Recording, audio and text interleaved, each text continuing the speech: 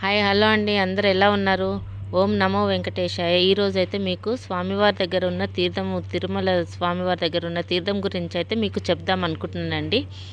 అందరికి తెలిసి ఉండొచ్చు తీర్థం గురించి, కాకపోతే నేను చెప్పాలనిపించి చెప్తున్నానండి. అక్కడ తీర్థం అయితే మనం ఫస్ట్ అయితే బంగారు వాకిల్ నుంచి స్వామివారి దగ్గరికి వెళ్తాము. స్వామివారిని అయితే కండ్లారా చూసుకొని అసలు తృప్తి తీర చూసుకొని మొక్కుకొని అలా వెనుకకు వస్తూ వస్తూ ఎడమ వైపుకి అయితే మనం బయటకు వచ్చేస్తాం కదండి.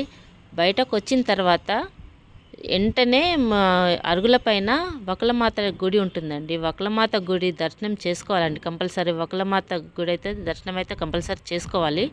ఆ పక్కనే అయ్యగారులు అయితే శటకోపము తీర్థం అయితే పెడతారు.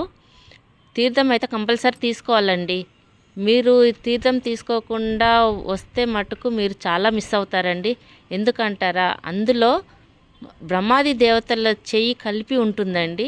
అందుకు ఆ తీర్థం పుచ్చుకోవడం వల్ల మనకు సకల రోగాలు అనేది పోతాయి, దరిద్రం అనేది పోతుందండి. అన్ని శుభాలు కలుగుతాయండి ఆ తీర్థం తీసుకోవడం వల్ల. ఆ తీర్థము ఏంటి అంత మాత్యం ఏముందని అనుకోవచ్చు మీరు.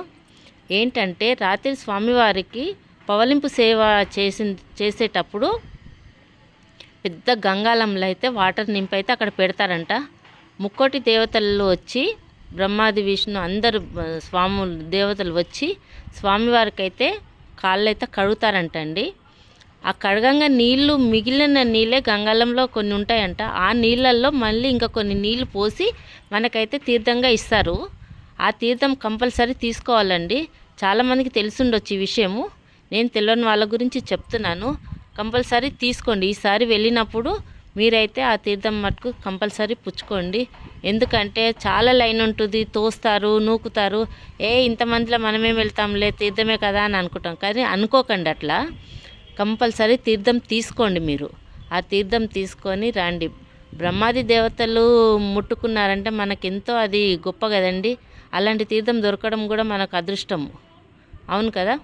అందుకే మీరు ఈసారి వెళ్ళినప్పుడు కంపల్సరీ ఆ తీర్థం అయితే తీసుకోండి, రండి. అట్లే కొంచెం ముందుకు వచ్చిన తర్వాత బంగారు గోపురం అయితే చూడాలి కంపల్సరీ. బంగారు గోపురం చూసి కొంచెం ముందుకు వచ్చిన తర్వాత మనకు విమాన వెంకటేశ్వర స్వామి ఆ బంగారు గోపురం కింద కొంచెం కిందికి చూస్తే, బంగారు గోపురం కిందికి చూస్తే విమాన వెంకటేశ్వర స్వామి అయితే కనిపిస్తాడు. విమాన వెంకటేశ్వర స్వామిని చూసి అలా దర్శనం చేసుకొని అయితే బయటికి రావాలండి. ఈసారి మటుకు మీరు కంపల్సరీ తీర్థం అయితే పుచ్చుకోండి. ఆ తీర్థ విశేషం గురించి కూడా మీకు తెలుసుకోండి, ఓకేనా అండి. నాకు తెలిసింది మీకు చెప్పాను. ఇంకేదన్నా ఉంటే చెప్పండి, ఓకేనా. లైక్ చేయండి, షేర్ చేయండి, కామెంట్ చేయండి. మీకు ఎలా ఉందో నాకు కామెంట్ చేయండి, ఓకేనా అండి. Thank you. Om Namo Venkatesaya.